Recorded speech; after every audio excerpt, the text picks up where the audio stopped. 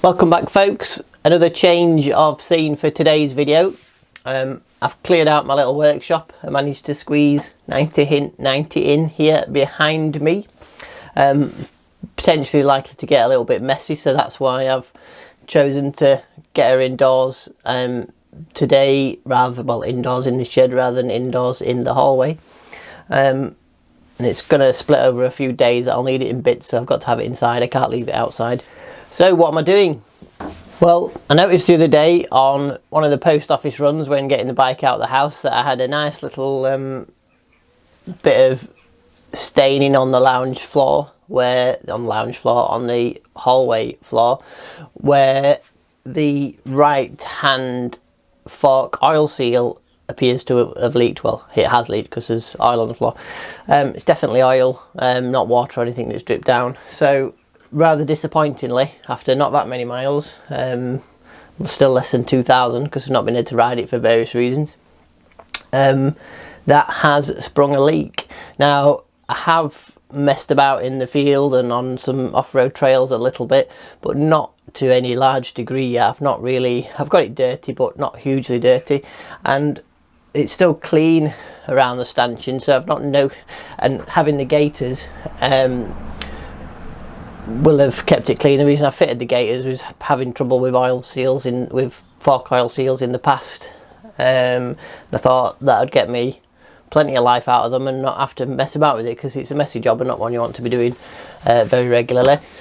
Now, like I say, it could just be that it's a bit of dirt, and you could use a seal buddy, which is basically like a thin bit of plastic, or use a plastic bottle and clean it out. It did occur to me, I wondered, because it's been just sat around a lot, whether even the seal had dried out a bit and then just sprung a leak. So that might be the problem. But I've got the seals, new ones to replace. I've done it before. I've not done it on conventional forks. I've done them on upside down forks before. It is a bit messy, and so that's why it's in here. So reason for doing it in a video really is because I'm also going to look at lengthening the travel a little bit, probably by another 20mm or so. And to do that, you need to properly take them in bits. Now, I've not noticed anybody take them in bits other than just to fit like the YSS kits and stuff. So this is going to be fully in bits. So wheel off, screws out the bottom, etc. And we're going to have a go at lengthening them. I'll have to get some bits machined if it's going to go how I think it's going to go. I'll need a bit modifying, so I'll have to take it round to Graham and get him to spin some bits upon the lathe. And yeah, so the video will be both how will I do the oil seals, and also how am I going to extend them. I'm not suggesting you necessarily follow this. I'm not a suspension expert, I'm just experimenting. I did a similar mod on the Grom to extend the travel. I think that's about 1 inch extra from memory. Made them a lot better. They're a different way of doing it on that because they're upside down forks, so the space is at the opposite end of the damper rod. So the way I'm going to do this is look at extending the damper rod, which is at the bottom on upside down damper rod forks. So we'll have a little look at some of the parts I've got so far and then start stripping it down. So let's have a little look at some of the bits you'll need. If you are going to be replacing your oil seals, then obviously you will need some oil seals. I've got these from Wemoto in the UK. Really good service from them. Use them for any parts generally. Bearings and this, that and the other in the past, and other bits and pieces. So they're the actual oil seals. These are the dust seals. Again, I shouldn't really have needed to replace these, but I'm just I am going to do anyway. given that the standard ones have let me down in such a short time. So we'll see how these fare in comparison. So that's the only bits you should need doing it on new forks, of newish forks. If you're looking at this video after some years, you may be wanting to look at your bushings and stuff, but we'll get into that in a bit when we take them in pieces. One of these is helpful for installing the seals. You don't necessarily need to have one of these. This is in the right size for the fork leg, which is 41mm.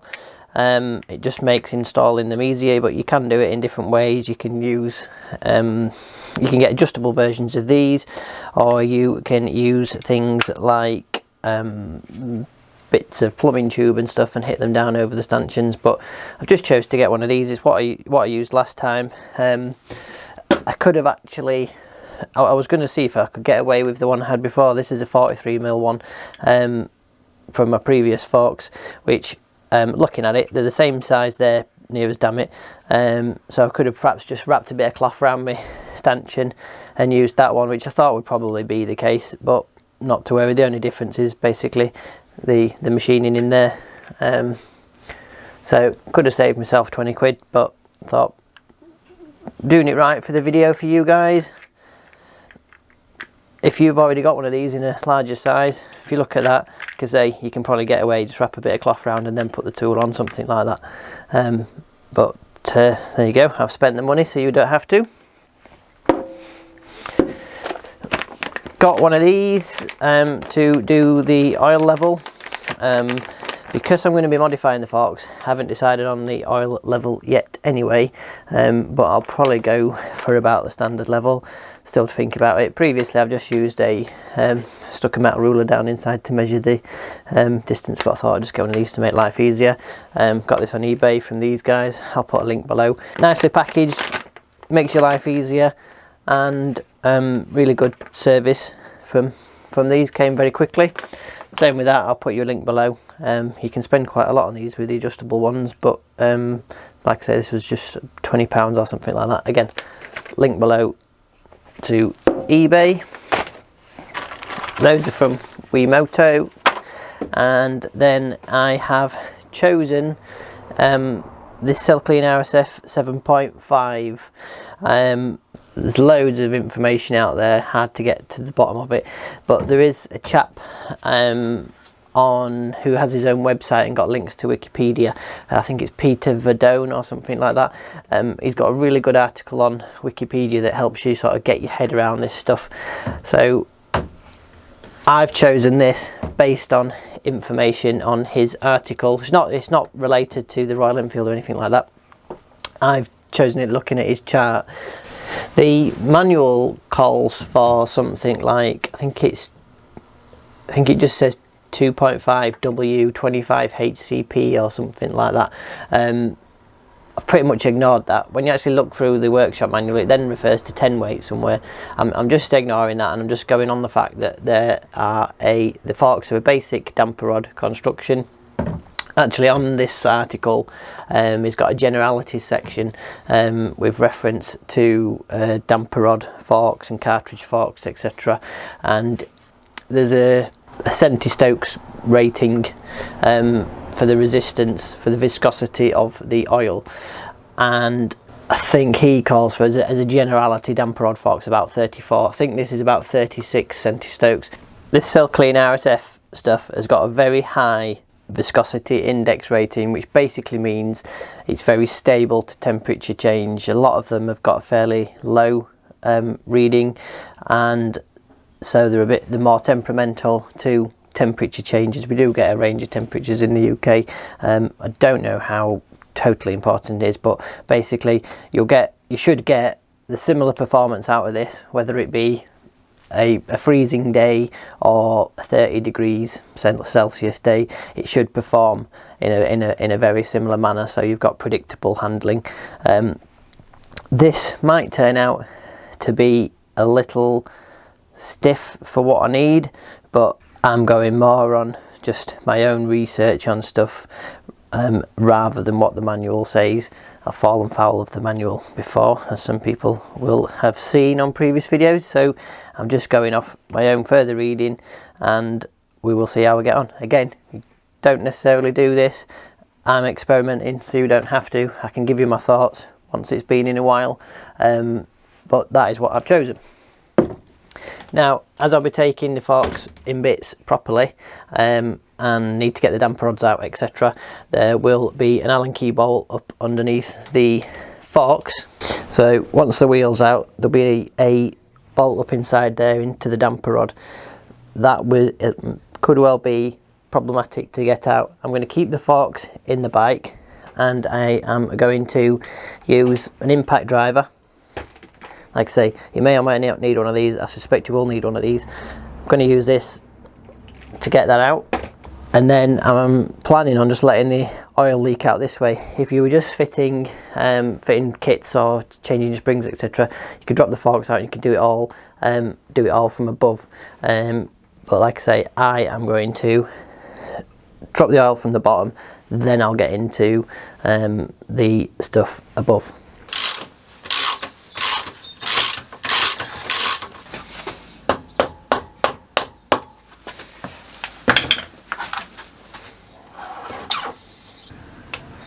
So, out she pops.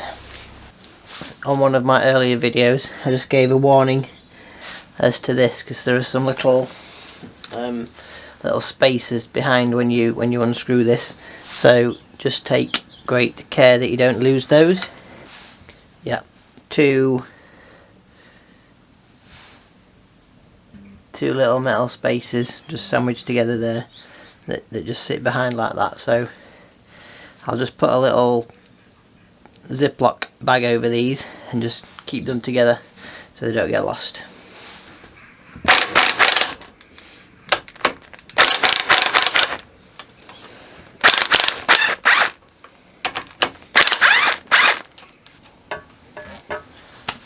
Those engine bars coming in useful.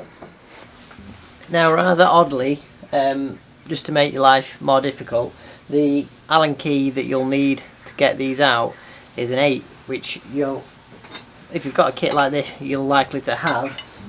Be very unlikely to have one that fits on the end of a buzz gun.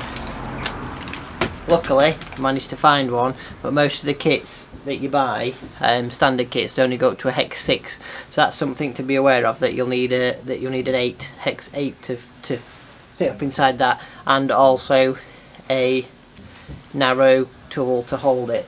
Got like this kit of impact driver bits. I've had a while now, but that does just fit, but it's not ideal. You see that? It's a little bit too fat, so that is designed for impact driver use, which that isn't. There's always a risk with these. I have split these in the past using them on the impact driver, but all I've got to work with at the moment, so we will see how we get on. On reverse, let's see how we go. Tough. I've decided just to use a bar and a Allen key just to see if I can snap these to start with. I've had to get my beloved to hold the handlebars whilst I leave her against her. Are you ready? Yeah. So that's cracked that off. I wonder if they've got some Loctite on or something. That's what it felt like. And then it feels like it's just rotating the damper rod. I've already cracked this one, but we'll just see. Yeah, to me it just feels like it's rotating the damper rod.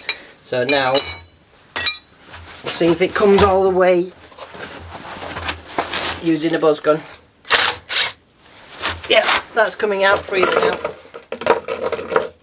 You might get away with an Allen key. I'll try just the Allen key on this one, and then you know.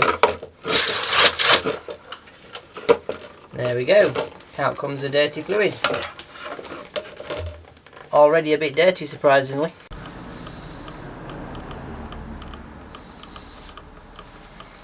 So, back to plan A. We'll leave the other one draining whilst I do this.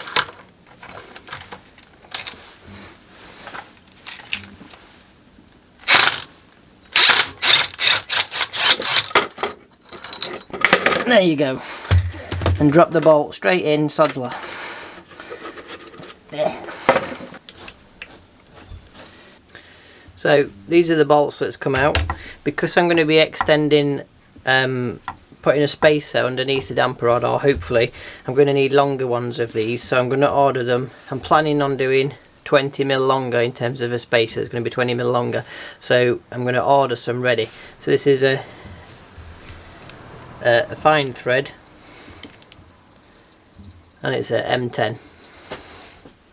The current length without the washer is 25mm, so I'm going to have to order some in 45mm, which will be a M10 metric fine thread. Just a point, as I said on when I was removing them, they have got a bit of Loctite on them. Appears to be the blue Loctite. Debating whether when I put them back whether I'll put that on or not. I think I will. Manual doesn't make any reference to it, but I think given where they are, it's probably a good idea to save any leaks whilst you're out on the road. Not that they don't stop it leaking, your copper washer stops it leaking, but if it comes loose it'll then leak. When you get near the end of the threads, just keep some pressure on the top to stop it flying out. If you've not done any modifications to your forks and you've got the bike lifted up, it shouldn't do anyway, but I have got some preload spacers in here. See my other video for those. Because I've got those, it'll probably just go with a little bit of a pop, but I can't quite remember, so we shall see. Just keeping my finger on the top. So, went with a little bit of a pop.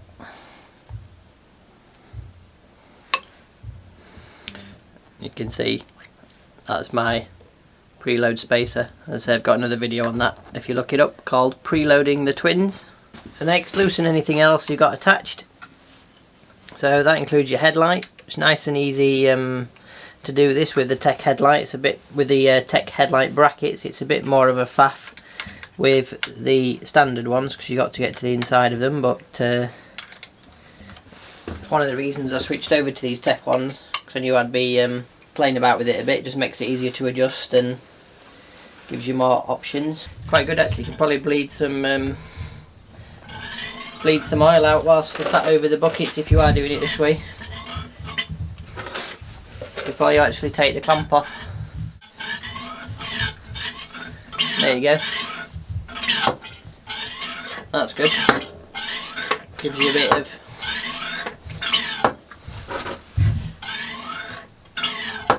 help get the oil out of there. See, that's generating some more oil. Quite a clean way of doing it this. There will still be oil inside, but it's a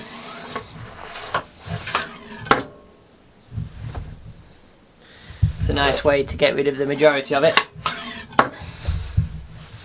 And I'll get the clamp off. Again, these were another modification. These brass spacers. My friend Graham has got a Facebook page. Brass bling brick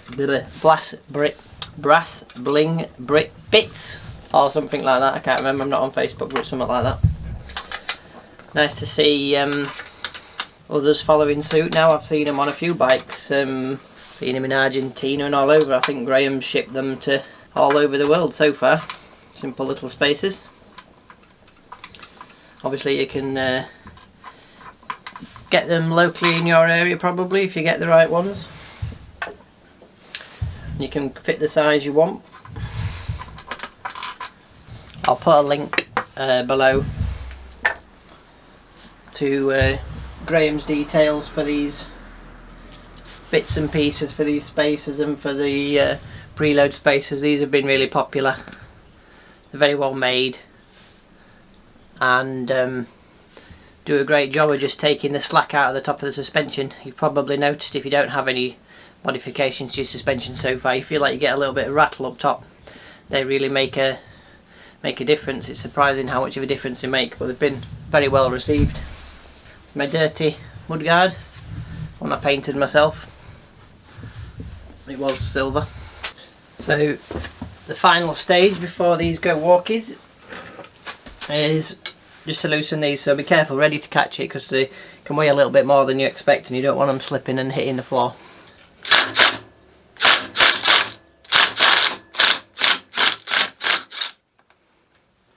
Speeds it up, makes it a bit easier. There you go. It's now loose. You'll need to catch your headlight bracket. I'll support it once I've got this one out. The oil in this bucket I'll pour into this one, and then I can just leave the leg sitting in it while I sort out the other bits and pieces. Just lift your preload spacer tube out and put that somewhere safe. Off she pops. So upend this and your spring should come out, like so. So make a note of the bits and pieces that are coming out. So you've got a washer on top of the spring, and then your spring, which is slightly progressively wound with a tighter coil towards the bottom. So tight coil in first. So make a note of that. There we go. Oh, of course the damper rod, because we've loosened it. If you were doing this and you weren't taking the bolt out the bottom, then obviously this wouldn't come out. So the bits that came out, your spring, I've just zip tied the washer to the top of the spring so it doesn't get forgotten. And this is your damper rod. Again, note how the springs sit, so you've got a very tight, well, I'd say solid coil at the top, and then some open at the bottom. So need to remove this. Actually, I'll use a chisel just to get me started. As it's being replaced, I don't need to be too concerned, but I don't want to scratch my forks or the stanchions or anything, so just be careful. Came out really easily if you saw that. So away she goes. Don't know what's generated that sticky mess. Almost like chewing gum. Once you have removed your dust seal, you should have a spring clip inside here. The ones on the upside down forks I did were an absolute pain to get out, but I took them out on the Kawasaki and they were really easy, so I'm hoping these will be the same. Yeah, looks pretty simple. I'll get a fine screwdriver I think to just help flick that out, or a little pick. That was little pick, not little something else. Out she pops. These are some of the most handy little things for just all sorts of things. Get them in sets with pokey ones and all sorts. That's your spring clip out. Really easy to remove. Like I say, unlike the ones on the USD forks I did, which was an absolute ache. As far as I recall, a while ago now. I'll just hang that on top of the damper tube so I don't lose it. Now, as far as I can see, that's everything out, other than obviously the bit inside I told you about. So if this works as it should, basically you want to use your stanchion. Stanchion slides in and out easily like that. I'll just see if I can get any more oil out whilst I'm here to avoid any mess. It doesn't seem like there's anything else coming out. So basically you want to use your stanchion like a slide hammer, like a slide hammer that they use on bodywork, and just aggressively pull it, but just make sure you're not damaging your fork on anything. Make sure you've got clear space, and then slide it apart and it will gradually just hammer that oil seal out of the fork. So here goes nothing.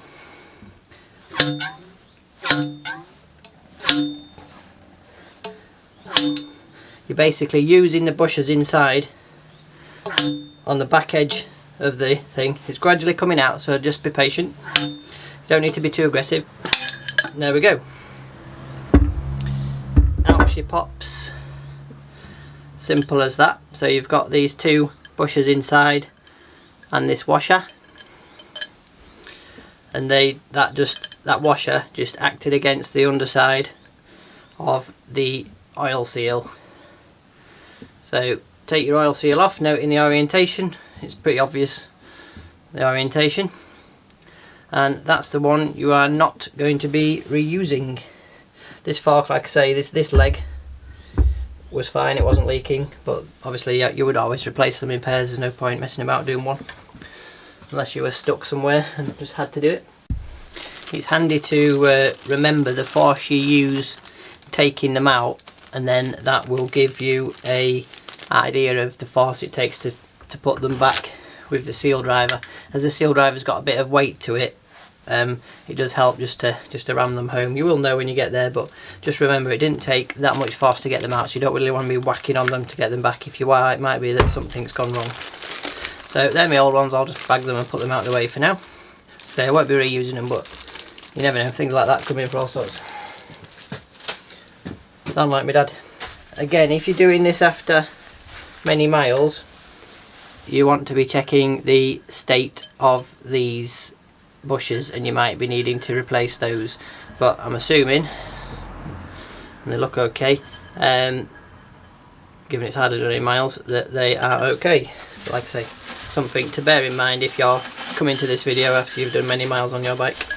Now let's have a look at the little bit we want to be modifying. So this is the little, what they call an oil lock, I think, and it's this that we will be getting Graham to modify. So your damper rod sits down perfectly inside that, right to the bottom of it. I think the walls are straight internally, but they are, what's the word, concave or something on the outside, slightly tapers in here from here, but then fits snugly. Bottom of the damper rod, there are just 2 oil holes. Now you can modify these, but I don't have the experience to know what I'm doing with that, so I am just going to experiment by lengthening this and putting in that different oil and see how we go. As you've seen, it's not the end of the world to split it. I mean, just changing oil's easy. You can just tip the oil out and you can swap oils. I don't really want to be stripping these in bits more than I need to, but that's what we'll get whipped over to Graham and get him working on a replacement. It feels like it's just a light alloy, so it should be fairly easy for him to machine. You could probably get away with just putting a 20mm spacer on the bottom, but I don't know whether that'd be a good idea or not. I'll discuss that with Graham. It might be better to make this whole thing again, albeit more work, with a longer extension there, to save any movement. There is a rebate. There's a rebate in the bottom, but only, you can probably just see a mark on that. It's probably only as deep as that, so it's probably about 3mm rebate in the bottom. Because of that, I'm pretty sure it'll want to be this whole thing machined, because you don't want this moving around on top of a space. You don't want to be relying on the bolt. If that's designed to seat in there and hold everything straight, then I'd rather have that made out of a full piece if we can achieve that. Well folks, here we are. The spacer is back from the Silver Fox. So this is what I've had made to modify the damper rod. Now when I pulled this out, so this comes within the suspension on the standard bike.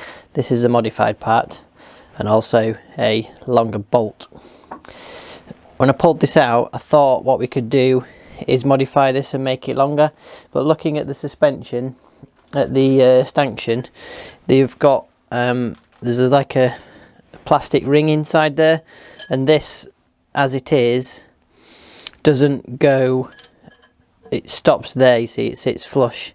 So if you were to extend that, when you got to the bottom of your forks, you'd end up doing some damage. So what I've had Graham make is this. Now this sits perfectly within the oil lock, I think it's called, like that. So directly in the factory spacer with a slight lip, but that doesn't interfere with the plastic seal I just showed you. That's narrow, it's about the same width as the damper rod itself. And then the damper rod sits into there, and so it'll sit like that, rather than, if we just take that out, rather than sitting like that. Now from the factory, although that's sat in there, it's still a little bit sloppy, it's not that precise. Now with this, in addition to lengthening it 20mm, it does just sit a bit better. It's a little bit, not amazing, it's done it so there's a little bit of room in it, just so to aid with fitting, and obviously your oil and everything's going to sit in there as well. So that's the modification, basically just about it extends your damper rod 20mm, thus giving you some more travel and a bit more ride height. Obviously we've got to test how we go with it, but that is the modification. So let's get it all fitted back together, and we'll see how we go on.